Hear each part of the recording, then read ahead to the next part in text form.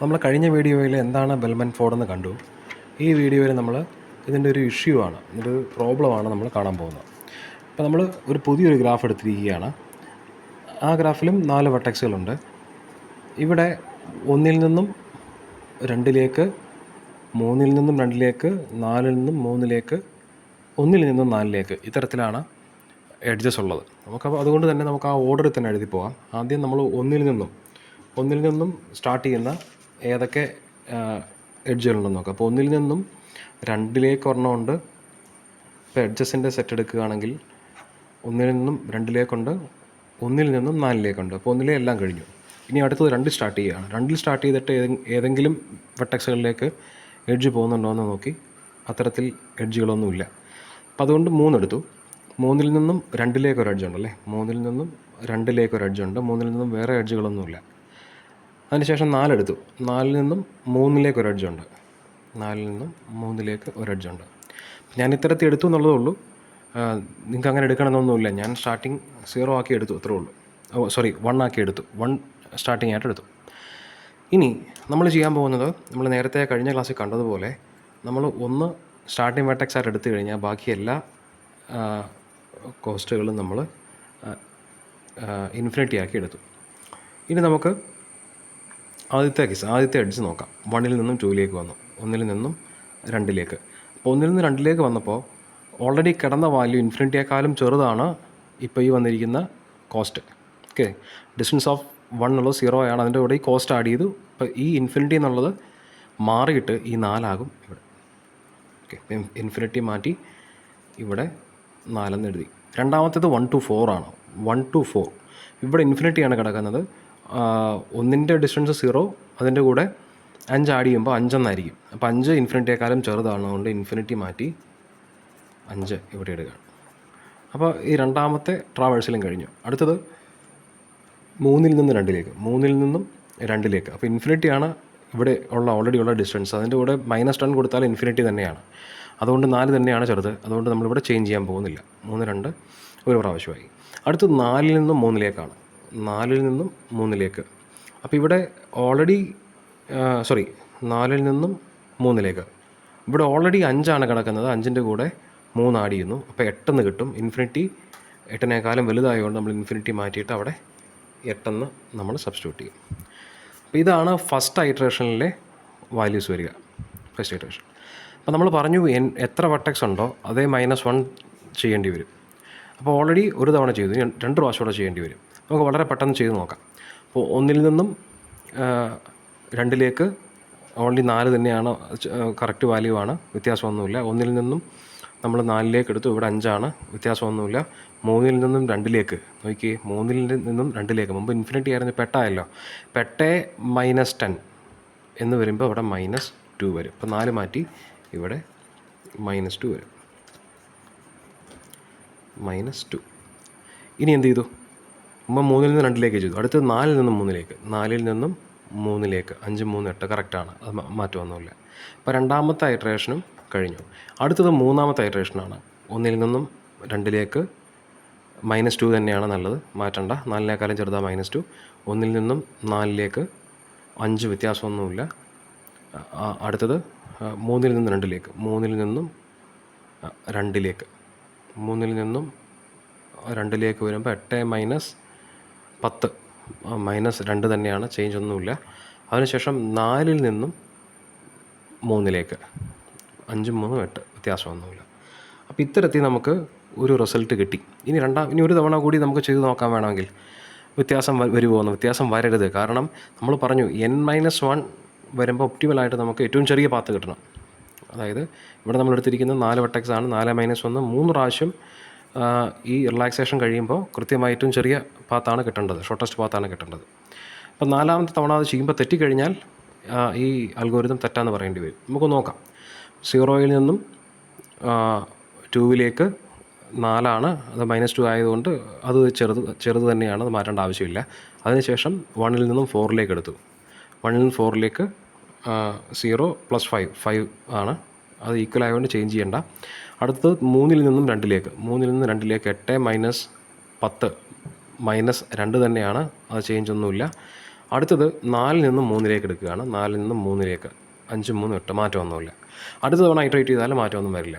Okay, അപ്പോൾ ഈ കേസിൽ ഈ സിംഗിൾ സോഴ്സ് ഷോർട്ടസ്റ്റ് പാത്ത് ഈ ബെൽമൻ ഫോർഡ് കൃത്യമായി നമുക്ക് ആൻസർ തന്നു എന്ന് പറയാം. പക്ഷേ നമ്മളിവിടെ എക്സ്ട്രാ ഒരു എഡ്ജ് കൂടി ഇവിടെ നമ്മൾ കൺസിഡർ ചെയ്യാമെന്ന് വിചാരിക്കുക. ഈ കേസിൽ ഞാനിവിടെ ഇങ്ങനൊരു എഡ്ജ് വരയ്ക്കുകയാണ്.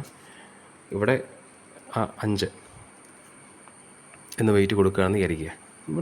ഇവിടെ എവിടെ വേണമെങ്കിലും നിങ്ങൾക്ക് വെയിറ്റ് കൊടുക്കാം. ഇനി നമുക്ക് ഇതേ സംഗതികൾ ഒന്നുകൂടെ ചെയ്ത് നോക്കാം. അപ്പോൾ ഒരു കുഴപ്പമുണ്ട്, നമ്മൾ എടുത്തിരിക്കുന്ന എഡ്ജസിൻ്റെ കൂട്ടത്തിൽ ഈ എഡ്ജ് കൂടി അഡീഷണലി നമ്മൾ കൺസിഡർ ചെയ്യേണ്ടി വരും. അതായത് നമ്മൾ എടുത്തിരിക്കുന്നത്, കഴിഞ്ഞ കേസിൽ നമ്മൾ എടുത്തിരിക്കുന്നത് 1 2 1 4 3 2 4 3 കൺസിഡർ ചെയ്തിരിക്കുന്നത്. നമ്മളിപ്പോൾ ഇനി എന്ത് ചെയ്യും? ഇതിൻ്റെ കൂട്ടത്തിൽ ഈ എഡ്ജോടെ 2 നിന്നും 4 എഡ്ജ് കൂടി കൺസിഡർ ചെയ്യേണ്ടി വരും. അപ്പോൾ നമുക്ക് ഒന്നുകൂടെ ഈ എഡ്ജസിൻ്റെ ലിസ്റ്റ് എഴുതാം. 1 നിന്നും 2 1 നിന്നും 4 അതേപോലെ 2 എടുത്തു. 2 വഴി പ്രത്യേകിച്ച് പുതിയ എഡ്ജുകളായിട്ട് വന്നിരിക്കുന്ന 2 5 ഇവിടെയുണ്ട്, 2 4 ഇവിടെയുണ്ട്, അത് കൊടുക്കുന്നു. അതിനുശേഷം 2 വേറെ ഒന്നുമില്ല, അതുകൊണ്ട് 3 എടുക്കുന്നു. 3 നിന്നും 2 എഡ്ജ്, അതേപോലെ 4 നിന്നും 3 ഒരു എഡ്ജ്. ഈ ഒരു എഡ്ജ് മാത്രം അഡീഷണൽ ആയിട്ട് വന്നു. നമുക്കിനി നമ്മൾ നേരത്തെ പറഞ്ഞതുപോലെ തന്നെ 1 നിന്നും നമുക്ക് സ്റ്റാർട്ട് ചെയ്യാം.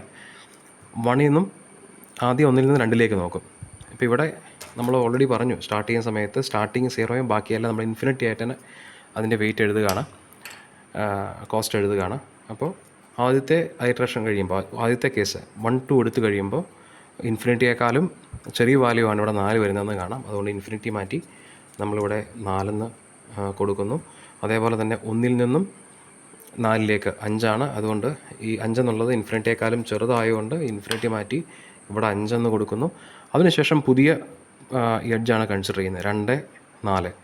അപ്പോൾ ഇവിടെ 2 നിന്നും 4 നിലവിലിപ്പോൾ വരുന്നത് 4 + 5 9 ഇവിടെ വരിക. അതുകൊണ്ട് ഇത് ചേഞ്ച് ചെയ്യേണ്ട ആവശ്യമില്ല.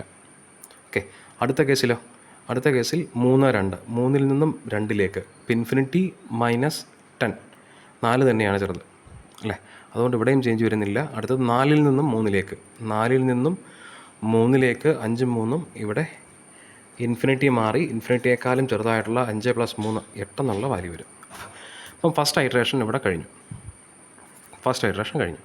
ഇനി സെക്കൻഡ് ഐറ്ററേഷൻ നമ്മൾ സ്റ്റാർട്ട് ചെയ്യുകയാണ്. സെക്കൻഡ് ഐറ്ററേഷൻ വരുമ്പോൾ 1 നിന്നും 4 മാറുന്നില്ല, 1 നിന്നും 2 മാറുന്നില്ല, അതിനുശേഷം 1 നിന്നും 4 5 മാറുന്നില്ല.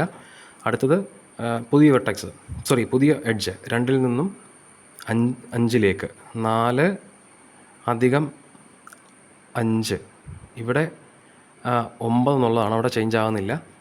അതിനുശേഷം 2 നിന്ന് 5 പോയതിന് ശേഷം നമ്മൾ അടുത്തെടുക്കുന്നത് 2 നിന്ന് 4 പോയതിന് ശേഷം അടുത്തെടുക്കുന്നത് 3 നിന്ന് 2 3 നിന്നും 2 ഇവിടെ കാണാം 8 -10 വരുന്നതുകൊണ്ട് ഇവിടെ -2 ആയിരിക്കും ഇവിടുത്തെ വാല്യൂ. ഇനി എന്താ സംഭവിക്കുക? അടുത്തത് 4 നിന്നും 3 ഇവിടെ എടുക്കുമ്പോൾ 5 3 8 വ്യത്യാസം വരുന്നില്ല. രണ്ടാമത്തെ ഐറ്ററേഷൻ കഴിഞ്ഞപ്പോൾ -2 ആയി ഇവിടെ. അപ്പോൾ രണ്ടാമത്തെ ഐറ്ററേഷൻ കഴിഞ്ഞു. ഇനി മൂന്നാമത്തെ ഐറ്ററേഷൻ എടുക്കാം. 1 നിന്നും 4 പോകുമ്പോൾ 4 ചെറിയ വാല്യൂ 2 ചേഞ്ച് ചെയ്യേണ്ട ആവശ്യമില്ല. അതിനുശേഷം 1 നിന്നും 4 5 ചേഞ്ച് ചെയ്യേണ്ട ആവശ്യമില്ല. അതിനുശേഷം 2 നിന്നും 4 വന്നു, 2 നിന്നും 4 അതെ.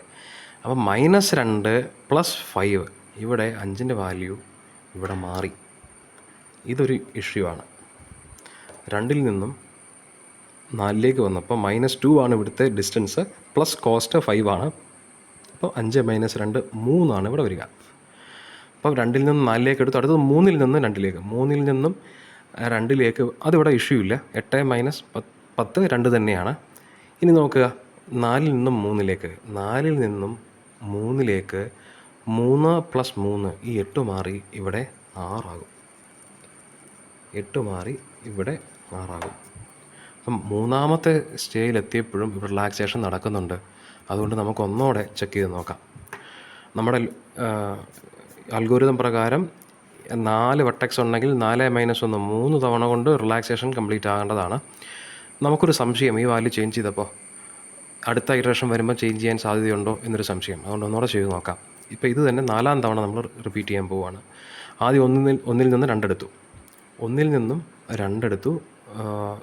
4 ഇവിടെ ഓൾറെഡി -2 ആണ്, അതുകൊണ്ട് ചേഞ്ച് ചെയ്യേണ്ട ആവശ്യമില്ല. അടുത്തത് 1 to 4 ആണ്. 1ൽ നിന്ന് 4ലേക്ക് എടുത്തു. 5 ആണ് ഇവിടുത്തെ വെയിറ്റ്. അതിനേക്കാളും ചെറിയ വാല്യൂ കിടക്കുന്നത് കൊണ്ട് മാറ്റാൻ ആവശ്യമില്ല. അടുത്ത് 2ൽ നിന്നും 4ലേക്ക്, 2ൽ നിന്നും 4ലേക്ക് -2 + 5 3, അത് ചേഞ്ച് ഇല്ല. അതിനുശേഷം 3ൽ നിന്നും 2ലേക്ക്, ഇവിടെ ഇഷ്യൂ വന്നു അല്ലേ. 3ൽ നിന്നും 3ൻ്റെ ഡിസ്റ്റൻസ് 6 ആണ്, പാത്ത് -10 ആണ്. അപ്പോൾ അതുകൊണ്ട് 6 - 10, ഇവിടെ ഈ വാല്യൂ ചേഞ്ച് ആകും. ഇവിടെ -2ൻ്റെ സ്ഥാനത്ത് 6 - 10 എന്ന് പറയുമ്പോൾ -4 ആകും. അതാണ് ഇവിടെ പറ്റിയ ഒരു തെറ്റ്. 4ാം തവണ ഇറ്ററേഷനിൽ ഇത് ഉണ്ടാകരുത്. റിലാക്സേഷൻ കംപ്ലീറ്റ് ആകേണ്ടതാണ് n-1 ആയി കഴിയുമ്പോൾ. ഓക്കെ, ഇനി അടുത്തത് ഇപ്പോൾ 3 to 2 കണ്ടു. ഇനി അടുത്തത് നമ്മൾ കാണേണ്ടത് 4 to 3 ആണ്. 4 to 3, അത് 3 + 3 6 ആണ്. ഇവിടെ ചേഞ്ച് ഇല്ല, പക്ഷേ ഇവിടെ ഒരു ചേഞ്ച് ഉണ്ടായി. അതായത് നമ്മൾ പറഞ്ഞ ലിമിറ്റിന് ശേഷവും ഈ ചേഞ്ച് അടുത്ത തവണ ചെയ്തപ്പോഴും ഈ റിലാക്സേഷൻ നടന്നുകൊണ്ടിരിക്കുകയാണ്. ഇതാണ് ഇവിടുത്തെ ഇഷ്യൂ. ഈ ഇഷ്യൂ അടുത്ത കേസ് വരുമ്പോൾ ഒന്നും സോൾവ് ചെയ്യില്ല. അടുത്ത തവണ വരുമ്പോൾ ഒന്നോടെ ഇറ്ററേഷൻ മാറും. 1ൽ നിന്നും 2ലേക്ക് നോക്കി, 1ൽ നിന്നും 4ലേക്ക് 3 ചെറുത്. അതിനുശേഷം പിന്നെയും 2ൽ നിന്നും 4ലേക്ക് വരുമ്പോൾ കണ്ടോ, 2ൽ നിന്നും 4ലേക്ക് വരുമ്പോൾ -4 + 5 വരുമ്പോൾ ഇവിടെ പിന്നെയും ഈ 3 മാറി ഇവിടെ 1 ആകുന്നു അല്ലേ. അതേപോലെ 3 to 2 വരുമ്പം 6 - 10 -4. അങ്ങനെ തന്നെ 4 to 3 വരുമ്പോഴോ 4 1 + 3 ഇവിടെ മാറി പിന്നെയും 4 വരികയാണ്. ഈ 6 മാറി പിന്നെയും 4 വരും. അതായത് 5ാം തവണയും ഇത് റിലാക്സേഷൻ കംപ്ലീറ്റ് ആകുന്നില്ല, അങ്ങനെ മുന്നോട്ട് പോയിക്കൊണ്ടിരിക്കുകയാണ്. അപ്പോൾ ഇതിൻ്റെ ഇഷ്യൂ ഇവിടെ ഒരു സൈക്കിൾ വരുന്നുള്ളതാണ്. ആ സൈക്കിളിനകത്ത് ഈ നെഗറ്റീവായിട്ടുള്ള ഒരു എഡ്ജ് വന്നു എന്നുള്ളതാണ് ഇവിടുത്തെ ഇഷ്യൂ. അപ്പോൾ ഇതിനകത്തൊരു സൈക്കിൾ ഫോം ചെയ്തു. ഈ നെഗറ്റീവായിട്ടുള്ളൊരു എഡ്ജ് വന്നാൽ ഈ ബെൽമാൻ ഫോർഡ് ഫെയിലാകും എന്നുള്ളതാണ് ഇവിടുത്തെ ഇഷ്യൂ. ഇപ്പോൾ ഈ ബെൽമാൻ ഫോർഡല്ല, നിങ്ങൾ ഡയറക്റ്റായിട്ട് സോൾവ് ചെയ്താലും ഇത്തരത്തിൽ തന്നെയാണ് കിട്ടുക. അപ്പോൾ ഇതാണ് ഈ ബെൽമാൻ ഫോർഡ് ഫെയിൽ ചെയ്യുന്നൊരു ഭാഗം. Okay, thank you.